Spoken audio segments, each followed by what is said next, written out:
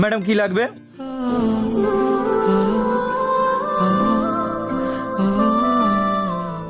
তুমি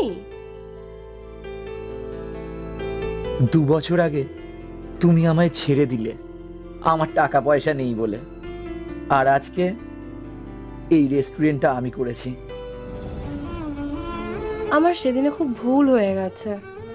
আমরা কি আবার এক হতে পারি না?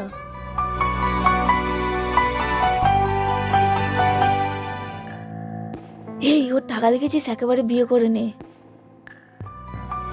শোনো না, তোমাকে ছেড়ে তো অনেক দিন রয়েছি, আর থাকতে পারছি না। চলো না আমরা বিয়ে করে নিই। এই শিবু, তোর প্লেটগুলো মাজতে বলেছি আর তুই এখানে এসে মেয়েদের সাথে আড্ডা মারছিস? সালা ভিখারি ভাগ। চল প্লেট মাজবি, চল।